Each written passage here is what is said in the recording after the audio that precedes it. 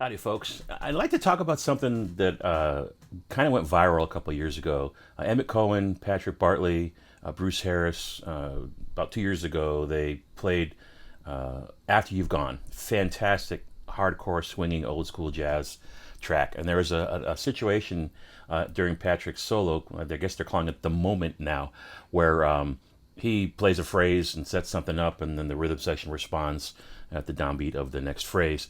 And everyone freaked out about it. So I want to kind of help people understand how that happened, why it worked, and where it came from, because people are just like freaking out. You'll see. Let me play that. Let me play it for you.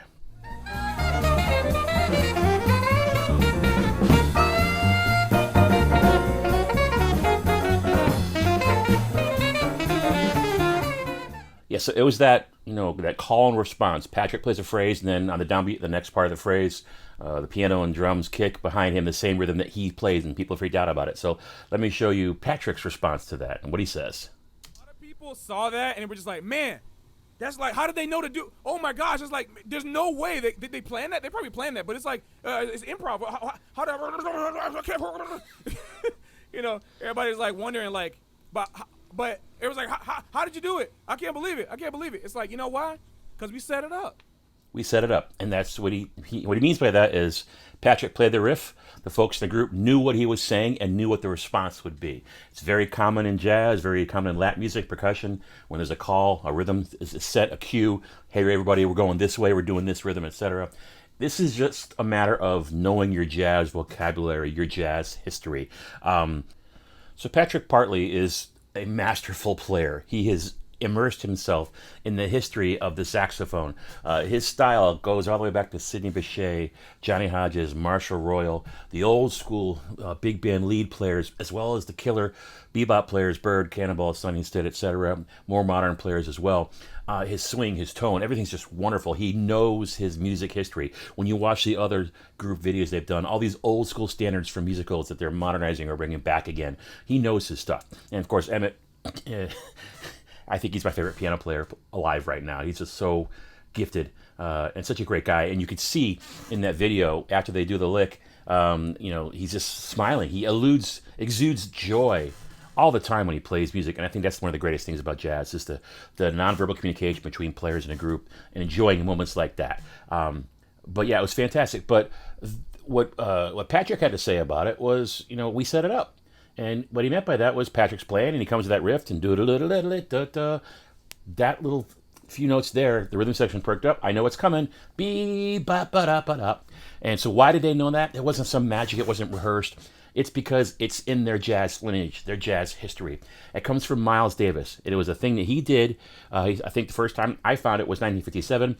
And then he started using it as a call to let the drummer know he wanted a drum break or wanted to stop his solo and let someone else play. So let me play you some examples of that to show you where it came from. Then you might make the connection. Oh, this is just musical vocabulary that these guys knew and shared together. So let's take a look at the first place I found it. I can't find it in any earlier recordings than this. This is from around midnight.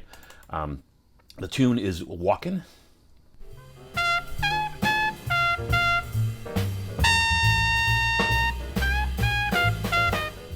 So that's the first time I found it. Then it starts happening again. It happens again. So let's take a look at Milestones. This time it's on Straight No Chaser, another blues in F.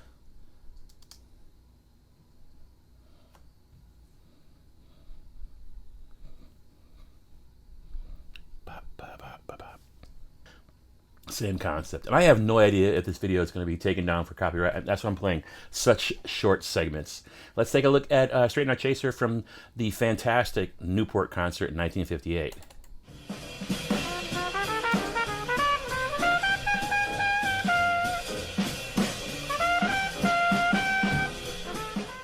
But that time, Miles does the intro, the first half of that lick, the call of that lick, 2 or 3 times before he finally plays it. And he had the drummer fooled that time. So you hear that he set it up, and the drummer played da da da da da da on his snare, but Miles didn't play it. So that's a variation. Let's check out 1961, the Carnegie Hall recording. This is on the blues Walkin'.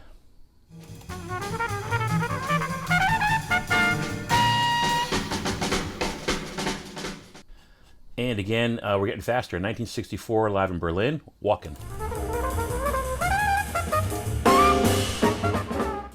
And then one more time. There's probably more later, but I stopped in 1966.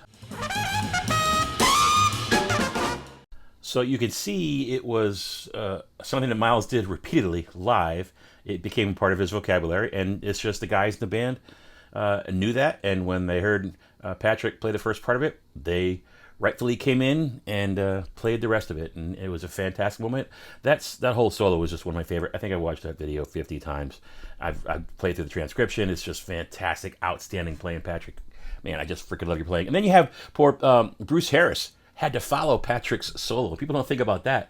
Patrick's blowing his butt off, and then Bruce has to come in and play, and so he brings it way down. He comes in, and the first thing he plays is the song "How Dry I Am." Do do do do. Do, how dry I am. It's like, oh man, I got to follow that. And then he shreds the solo.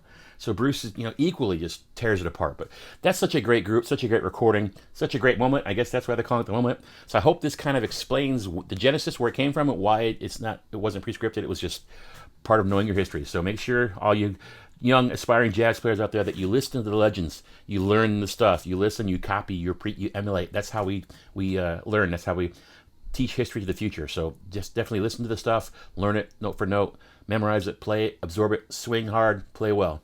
Hope you enjoyed that. Thanks for watching.